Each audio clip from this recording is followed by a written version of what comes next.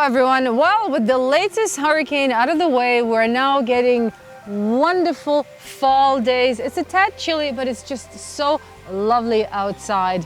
I hope that you and yours are well and you haven't suffered much damage. During the hurricane season, I always think about birds and hope that most of them have found a safe place to weather the storm. Well, at the beginning of last week, we still had a rose-breasted grosbeak on our bird feeders.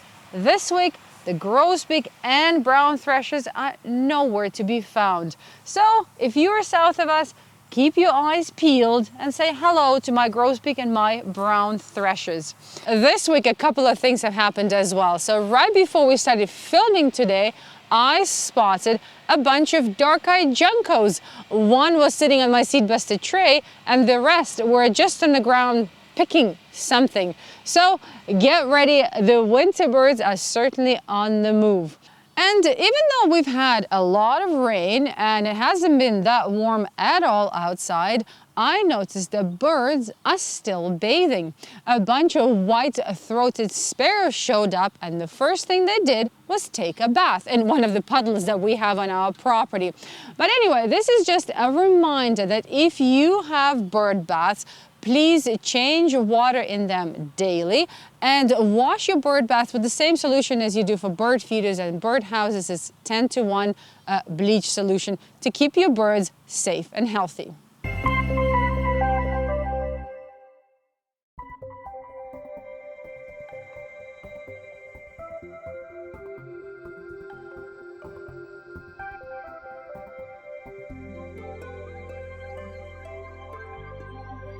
Hi Gary, you're obviously an astute observer of bird behavior.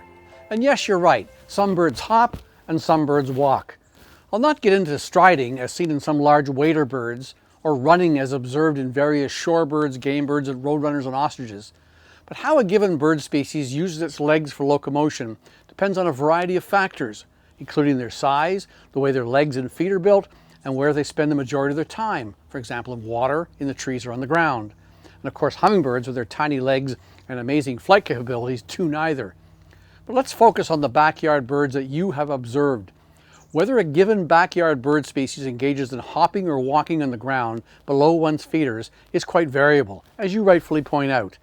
In general, most bird species that spend most of their time in trees, hopping from branch to branch instead of resorting to more energetically costly flight, tend to also hop in the ground. Conversely, most species that spend much of their time foraging on the ground, while not in flight, tend to walk.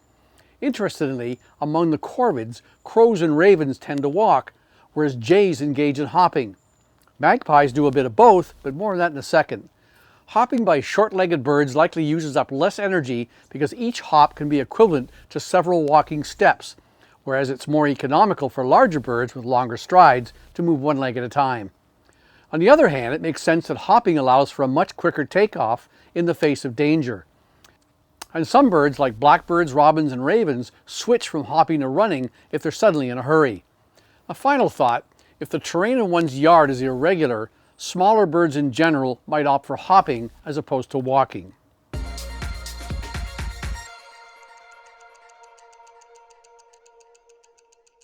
It's been weeks since we cut our grass and we've had a few nights of frost, so our garden is looking pretty much dead. Swiss chard, carrots and beets are all right.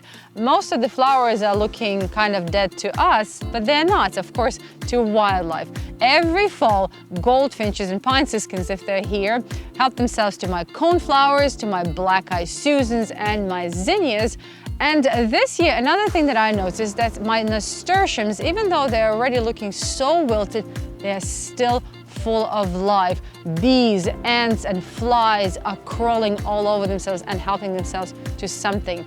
So if you can, please don't rush to cut down all the flowers in your gardens. Wildlife is not done with them just yet. From the 50s to the 70s, our birds had to deal with organochlorine pesticides like DDT, which remained in the ecosystem for way too long. And then in the 80s and 90s with replacement organophosphate insecticides, which were just too darn toxic for everything, including humans. But just when you thought that things couldn't get any worse, we now have neonics, arguably the most devastating suite of chemical pesticides ever to be unleashed upon the earth. Apparently they are 7,000 times more toxic to insects than organochlorines. They were first approved in 1994 and now the most commonly used insecticide in the world today, and not just for agricultural crops like corn, soybean, wheat, and cotton, but also in residential gardens and pet treatments for lice and fleas. Here's how they work for farmers. Coating the seeds with a neonic product basically leads to the chemical eventually pervading every part of the plant, including roots, leaves, stems, flowers, fruit, and even pollen and nectar. Insects consuming any of these parts become paralyzed via their nervous systems and quickly die. And just like the organophosphates and the organochlorines before them, neonics are affecting our birds, and in myriad ways. Besides killing off a valuable food resource for our declining insectivorous grassland birds, and even more notably our aerial insectivores like swallows, swifts, and nighthawks, seed-eating birds are attracted to the spillage of the brightly colored seed as it is applied to farm fields. Captive sparrows fed minute amounts of the most commonly used neonic, basically the equivalent of 4 canola seeds over a 3-day period, suffered lethargy, loss of motion control, an inability to store fat, and a failure to orient correctly for migration. Radio-tracked wild sparrows, dosed with half as much of the chemical, ate less food, accrued less body fat, and departed for migration later than normal. Today, neonic pesticides are found in the stomachs, the feathers, and in the blood of birds all over the world. In short, being water-soluble and persisting in the soil for as yet untold numbers of years, they are now everywhere in the food chain and all over the planet.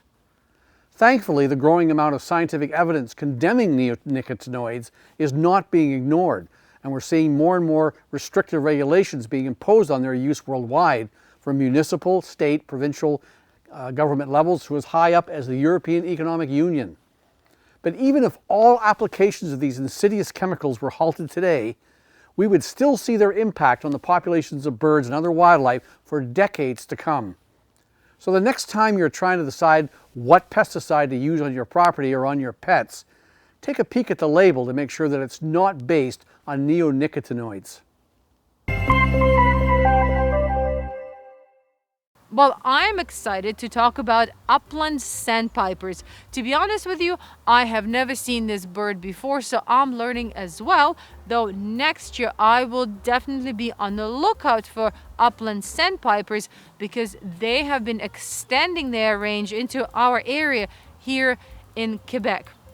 They come to North America to breed, though their breeding season is rather short, basically from mid-May until end of June.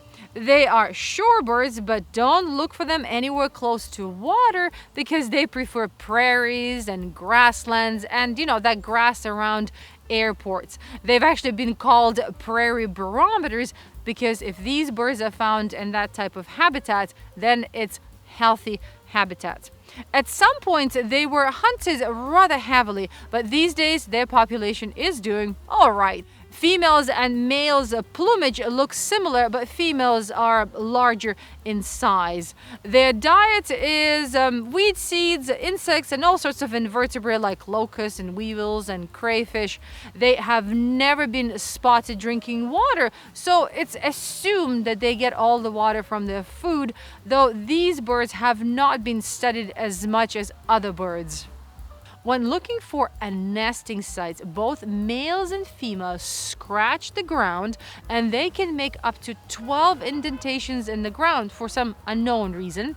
And then once a female is happy with one of those indentations, she moves in and lays eggs.